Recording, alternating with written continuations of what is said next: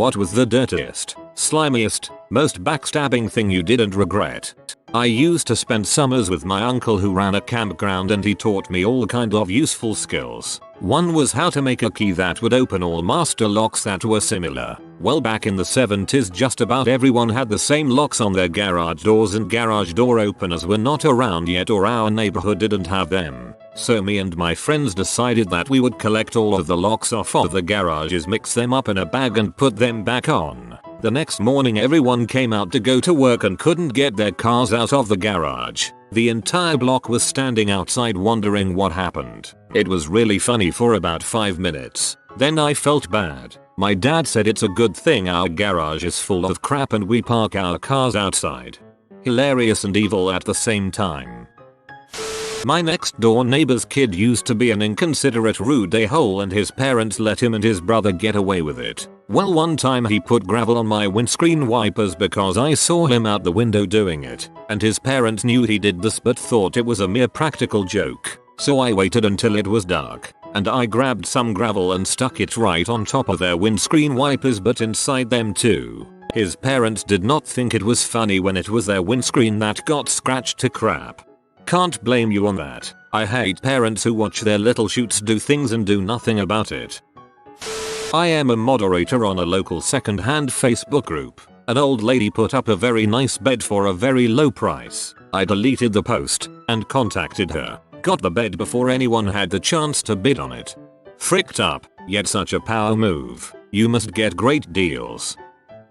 I used to have anorexia in early high school years, was hospitalized for a couple of years. Came back to school. It took me an hour to eat lunch, cutting a sandwich into 36 pieces and the like. There was a girl who sat with me every lunch for the whole hour, every lunch, for like a year. Then started to talk to people more and ended up abandoning her. Didn't even realize. By the end of high school she was totally alone. Still, teenage me did not even realize. It wasn't till 2 years later when I looked back that I realized how crappy I had been. Teenagers are assholes. Hope you're doing okay, Yasmin.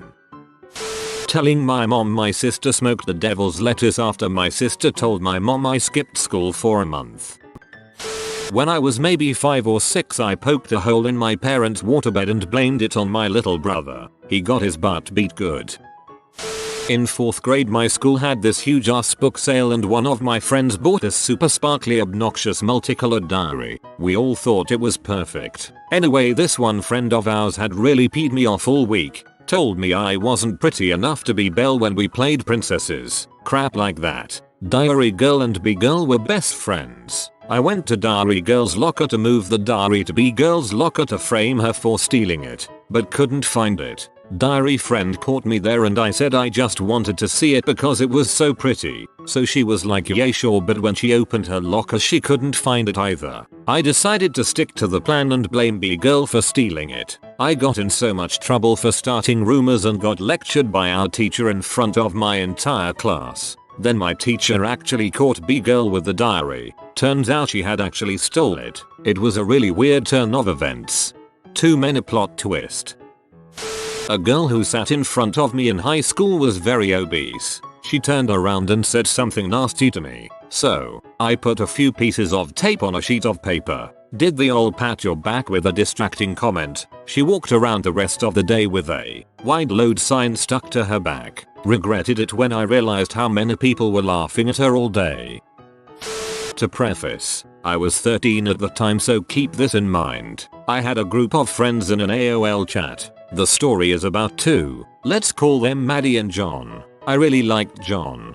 Big crush on him. One time Maddie and I were chatting and she said that John was flirting with her, so she wanted to ask him out because she never had a boyfriend before. I was devastated. A few days later, John messaged me and asked why I have been ignoring him. I explained that I told Maddie I was going to ask you out. Lie. But she beat me to it to see if she could get you to say yes first. Lie. Because she was mad at me for something. Lie. He believed me, dumped her, and we dated for 8 years. Eek. I'm not sure what happened to Maddie. We all stayed in touch maybe a year or 2 after this, and she had another boyfriend, but I was a 13 YOB. In elementary school my class did an Easter egg hunt. There was a special egg that had glitter glue put on it so that it'd sparkle. If you got that egg, then you got a special prize. I saw this one girl reaching into a bush. This girl was the shyest girl. She never spoke to anyone except for whispering in the teacher's ear when she needed to say something. I instinctively reached into the bush too, thinking that she might be looking for an egg. I found the special egg.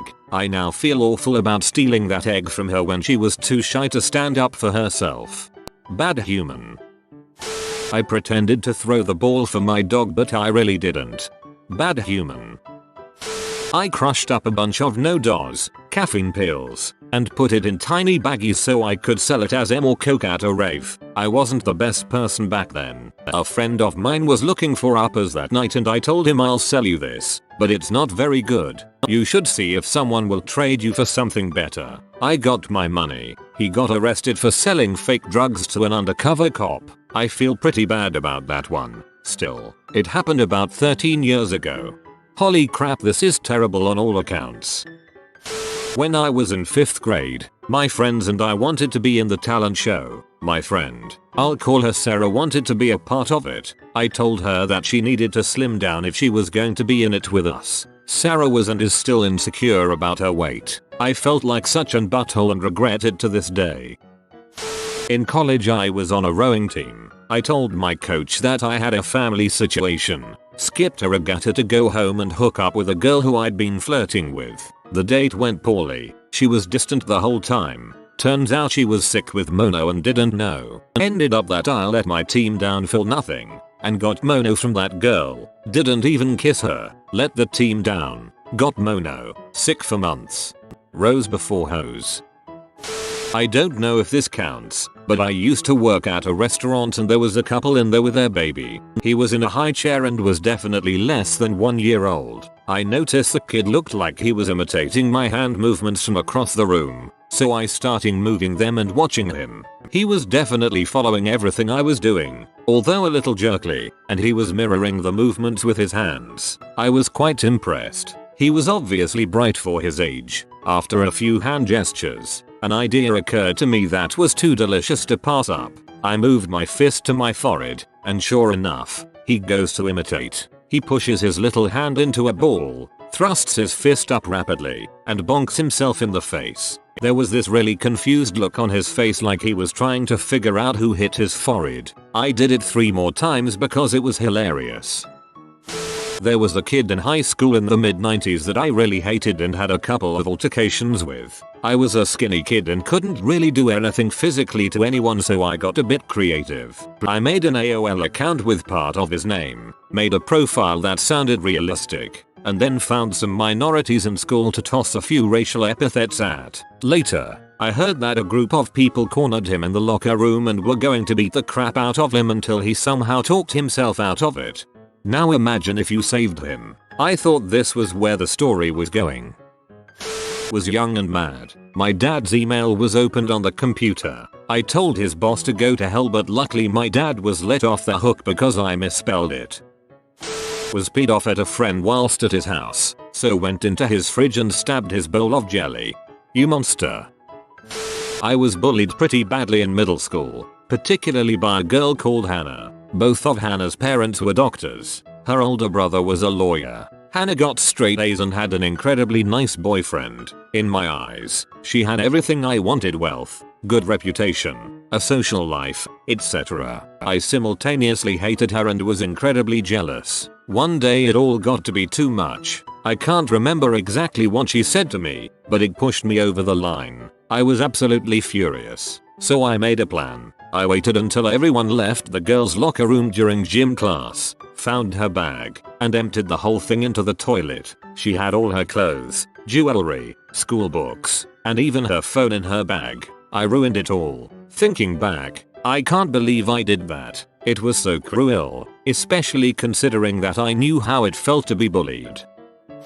In my junior year of college, I was taking organic chemistry, and my lab partner was one of my friends I lived with the previous year in the dorms. We had to pay for these cards in the beginning of the year. They were $125 insurance cards that were non-refundable. The idea was the $125 would cover the cost of materials we broke. Anyway, we never broke anything, so at the end of the year we're like, hey, we gave them $250 for nothing, so we decided to steal stuff that we didn't think was that expensive. Stuff like 1-ounce sample jars, test tubes, basically stuff we could store or serve stuff in.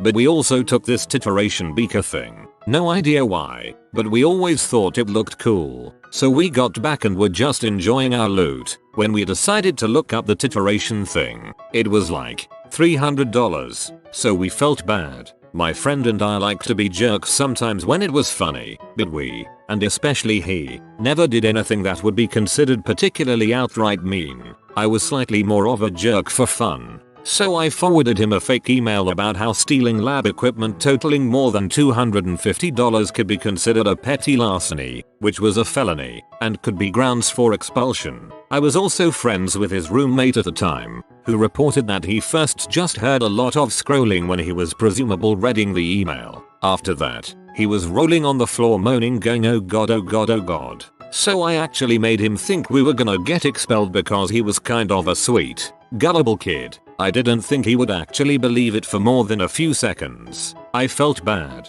I later told him it was a prank.